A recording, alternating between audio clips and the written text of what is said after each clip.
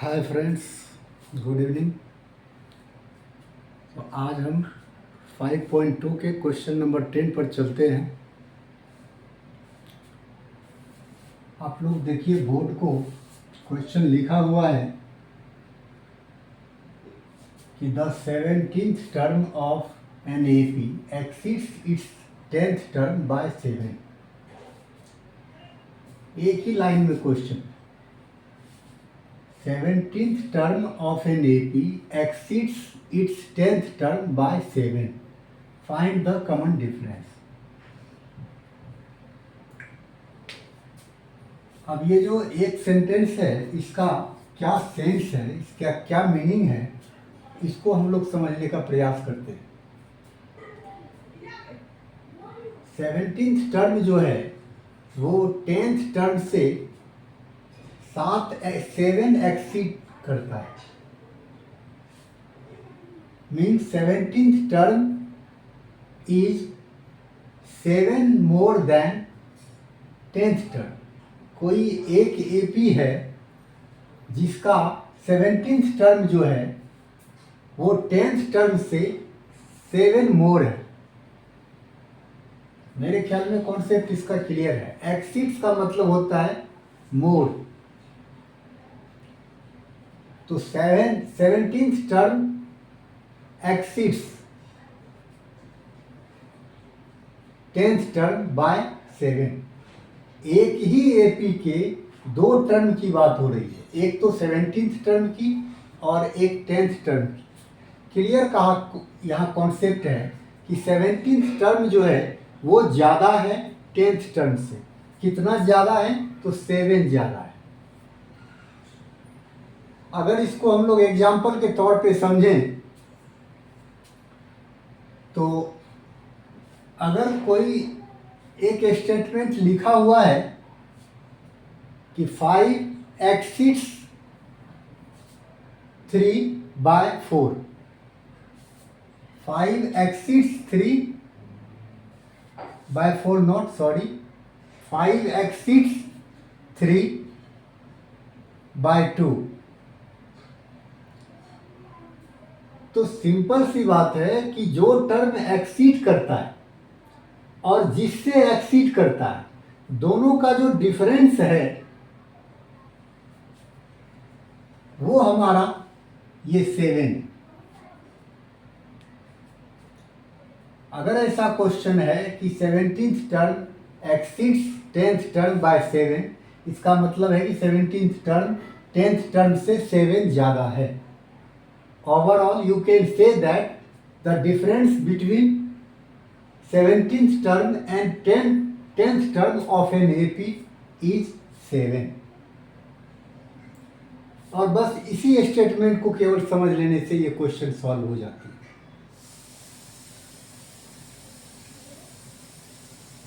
अब इसमें एपी की हमें जरूरत ही नहीं है, बट आप जानते हैं कि 17th टर्म को A17 लिखते हैं और 10th टर्म को A10 लिखते हैं। क्लियर है? तो A17 minus A10 equals to 7।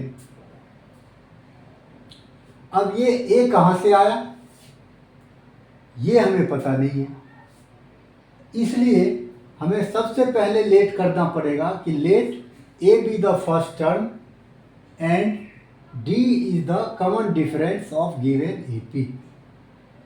इसमें A और D दोनों हम सबसे पहले लेट कर लेंगे और ये लेट करना एकदम मस्ट है, क्योंकि A ही नहीं इसमें D भी आएगा।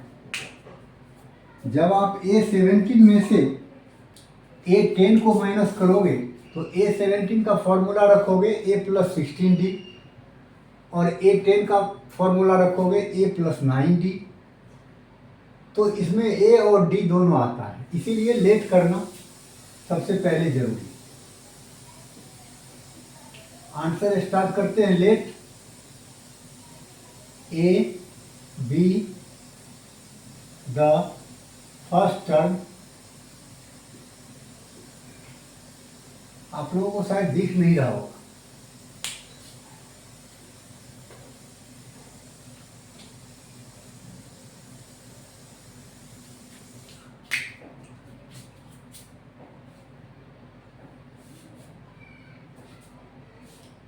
Let A be the first term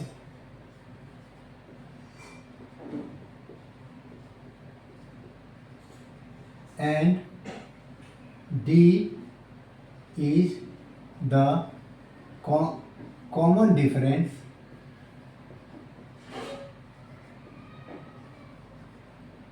of the given AP.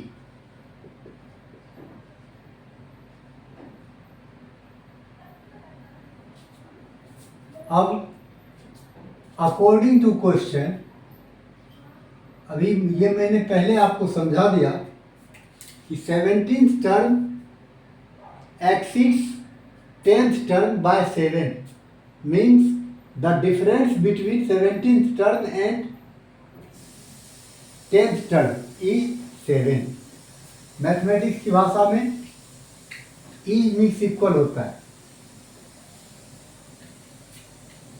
17th term को A17 लिखते हैं माइनस 10th टर्म को A10 लिखते हैं इक्वल्स टू 7। अब इसको कैलकुलेट कर लेंगे तो D की वैल्यू आ जाएगा and that will be the answer. Simply A17 को A+16D लिखेंगे, माइनस डालिए, और A10 को A+9D लिखेंगे। तो A+9D जो लिखेंगे हम ब्रैकेट में लिखेंगे। अगर ब्रैकेट में नहीं लिखेंगे तो ये गलत हो जाएगा, क्योंकि जब भी हम माइनस करते हैं दो टर्म को तो उसको ब्रैकेट में लिखते हैं। और सिंपल सा इसमें आप समझिए, मैं अगर आपको रफ में समझाऊं तो A+16D है माइनस, अगर हम इसको ब्रैकेट में नहीं लेते हैं तो A+9D आप लोग लिखिएगा। अब यहां पर आप देखिए, A का तो साइन माइनस है, लेकिन D का साइन यहां 9D का साइन प्लस है। तो इसमें, इस स्टेटमेंट में और इसमें दोनों में काफी डिफरेंस है, क्योंकि ये माइनस से मल्टीप्लाई करना पड़ेगा अंदर के टर्म्स के साइन को, तभी जाकर के ये ब्रैकेट हमारा रिमूव होगा, अदरवाइज ये गलत हो जाएगा। A+16D माइनस इसका प्लस होता है तो माइनस प्लस माइनस हो गया, फाइनली ये ब्रैकेट हट गया, A लिख दिया। ये फिर माइनस और ये प्लस माइनस हो जाएगा और 9D हो जाएगा। अब गौर कीजिए कि एक ब्रैकेट रख देने से आपका ये कैलकुलेशन आया, आप ब्रैकेट नहीं रखते हैं तो ये कैलकुलेशन आया। सिंपली क्या है, 9D का साइन माइनस होता है, जबकि यहाँ ब्रैकेट नहीं रखने की वजह से प्लस हो गया। तो जो माइनस होना चाहिए उसको अगर हम प्लस कर देंगे, या जो प्लस करना है उसको हम माइनस कर देंगे, तो वो गलत होगा ही। तो इस पर हम लोगों को बारीकी से ध्यान रखना है। आगे क्या हुआ, ये A प्लस का है, A माइनस का है, और इक्वल अमाउंट में है। 1A ये भी है, 1A ये भी है, इसीलिए दोनों कैंसिल। अब 16D में से 9D माइनस हो जाएगा, ये होगा 7D। 7D इक्वल्स टू इधर 7। अब अगर D फाइंड आउट करते हैं तो 7/7 दैट इज 1। 1 is answer. ये हमें D की वैल्यू निकालनी है। क्वेश्चन काफी इजी है, बट स्टेटमेंट को ठीक से समझना जरूरी है। अगर स्टेटमेंट ठीक से समझ में आ गया तो फिर इस क्वेश्चन में कोई खास जान नहीं। तो इस तरीके से आप लोगों का ये 10th क्वेश्चन क्लियर हो गया। अब हम अगले क्वेश्चन पे आते हैं जो है 11th। अब 11th क्वेश्चन क्या है?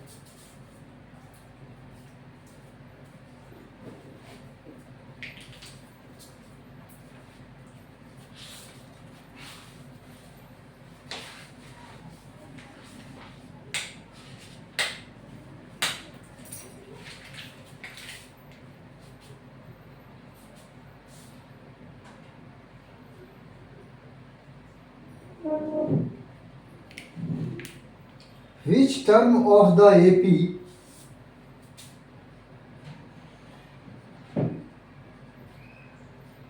which term of the AP 3, 15, 27, 39, so on. Which term of the AP this will be 132 more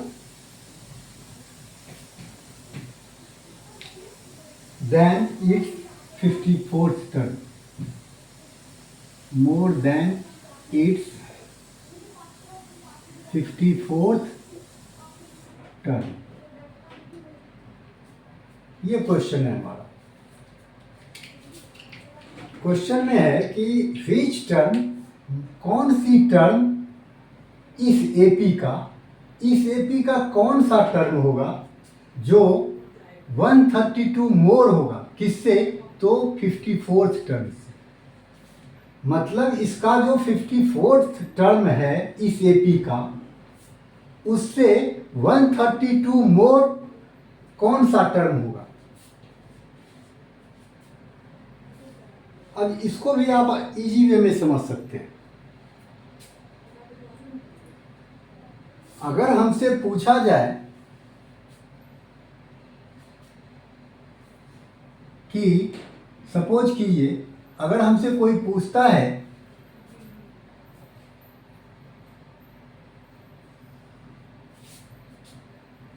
ten more than 7, 10 more than 7, इसका क्या मतलब हुआ? 10 मोर का मतलब हुआ +10, देन 7 पहले +10 बाद में, 70। अगर कोई पूछता है कि 10 मोर देन 7 क्या होगा, तो क्लियर है कि 7 में 10 को प्लस कर दो, जितना मोर कह रहा है उतना प्लस कर दो। तो यहाँ 132 मोर कह रहा है, किससे? तो 54th टर्म से। 54th टर्म का मतलब हो गया A54। तो इस स्टेटमेंट का मतलब हो गया आपका A34, A54 प्लस 132। इस एपी का कौन सा टर्म इतना होगा? क्लियर है कॉन्सेप्ट? ये जो एपी गिवन है हमारा, इस एपी का कौन सा टर्म इतना होगा, क्वेश्चन यही है। ये ध्यान रखिएगा। ये लास्ट का जो स्टेटमेंट है, लास्ट का जो पार्ट है इस स्टेटमेंट का, ये क्रूशियल है, ये इंपॉर्टेंट है। अगर ये समझ में आ गया तो ये क्वेश्चन आपके समझ में आ गया। तो हमें पूछा जा रहा है कि इस एपी का कौन सा टर्म विल बी का मतलब इक्वल,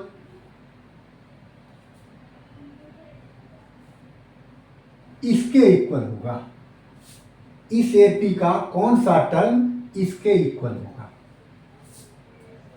चलिए स्टार्ट करते हैं।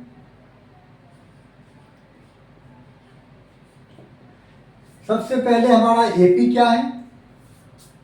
अब देखिए A54 है तो A + 53D होगा, तो A और D दोनों आ रहा है। और ए और डी दोनों आ रहा है, इसका मतलब है कि ए और डी की रिक्वायरमेंट है। वो ए और डी कहाँ से मिलेगा? तो इस ए पी से मिलेगा। ए पी हमारा है 3, 15, 27, 49 सो ऑन। अगर इसको देखा जाए तो ए की वैल्यू कितनी है? 3 एंड डी की वैल्यू कितनी है? तो 15 माइनस 3 दैट इज 12। ए और डी दोनों इससे मिल गया। अब हमको पूछ रहा है कि कौन सा टर्म है जो इसके बराबर होगा। तो लेट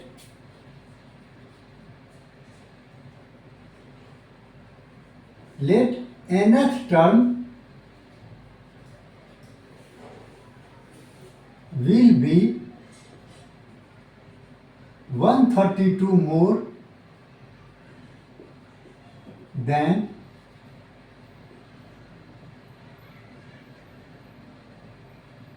its 54th term। जैसा लैंग्वेज है क्वेश्चन का, ठीक उसी लैंग्वेज में हम लेट भी करेंगे। अब nth टर्म जो है, हमने लिखा कि nth टर्म जो है वो 132 मोर देन 54th टर्म होगा। तो nth टर्म को क्या कहते हैं?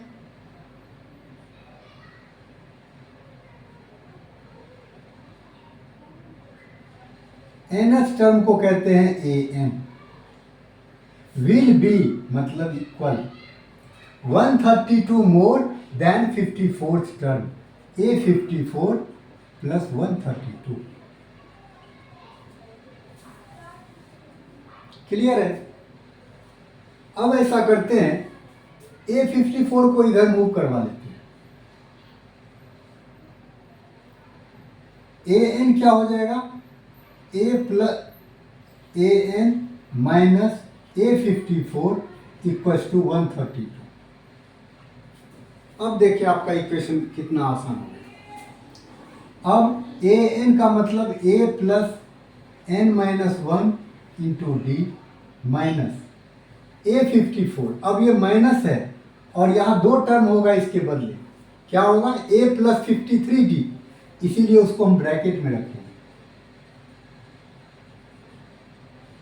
Equals to 132। अब देखिए a plus n minus 1 into d, अब ये माइनस ए हो जाएगा और फिर माइनस 53 डी हो जाएगा। मुझे नहीं लगता कि अब तक आप लोगों को कोई प्रॉब्लम होनी चाहिए। अब ये ए प्लस का है और ये ए माइनस का है, ये दोनों कैंसिल। अब इसको हम इधर आगे बढ़ाते हैं। अब आप गौर कीजिए कि अब बच गया आपका n माइनस 1 डी, इसमें ये बच गया और ये बच गया, माइनस 53 डी इक्वल्स टू 132। अब देखिए, अब ये दो टर्म है, ये एक टर्म हो गया और ये दूसरा टर्म हो गया। इस दोनों टर्म में डी हमारा कॉमन है, तो ऐसा करते हैं कि हम डी को कॉमन निकाल लेते हैं, बाहर निकाल लेते हैं। और डी को अगर बाहर निकाल लेंगे तो इसमें बचेगा n माइनस 1।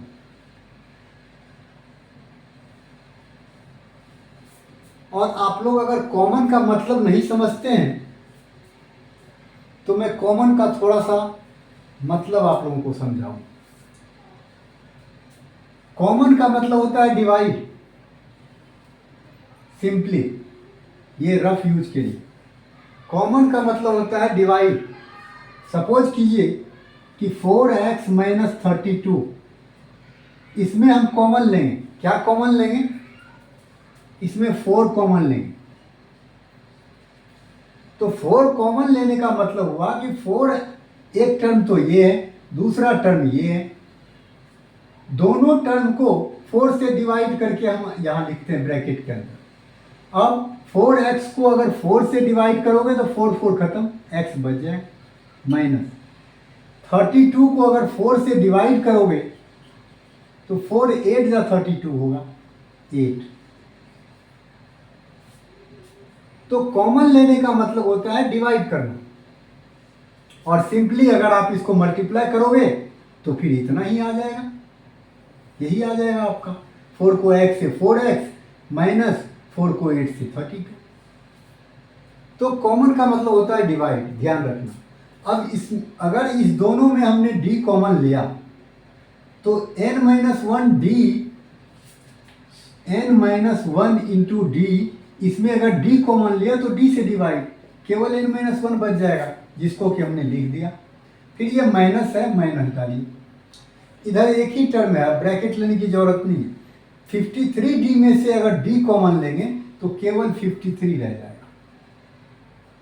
गौर कीजिए 53d, इसमें d कॉमन लेंगे तो dd खत्म 53।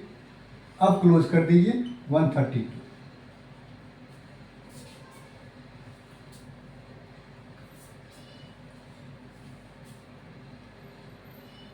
हम चाहते तो d की वैल्यू भी यहां साथ में रख सकते थे, लेकिन साथ में अगर रखते तो कई जगह पे रखना पड़ता, इसलिए साथ में d की वैल्यू हमने नहीं रखा। अब d की वैल्यू रख देते। d की वैल्यू है 12, bracket n minus 54, bracket close 132। अब गौर कीजिए दोनों के बीच में मल्टीप्लाई का साइन है, अगर इस 12 को इधर भेजेंगे तो ये डिवाइड में आएगा। फाइनली हमारा क्या हो गया, n माइनस 54 इक्वल्स टू 132/12, और 12 से ये 11 हुई, 12 से 11 जाओ। अब अगर n की वैल्यू निकालेंगे आप तो क्या हो जाएगा, 11 54 उधर चला जाएगा, that is plus 54, you will get 65। तो n की वैल्यू क्या हो गया 65, दैट मीन्स nth टर्म था तो 65th टर्म जो होगा इसका, इस AP का, वो इस कंडीशन को फॉलो करेगा। तो इस तरीके से आपका 10th और 11th दोनों क्लियर हो गया। आप लोगों से रिक्वेस्ट है कि मेरे चैनल को सब्सक्राइब जरूर कीजिए और कमेंट भी लिखिए। Thanks to all.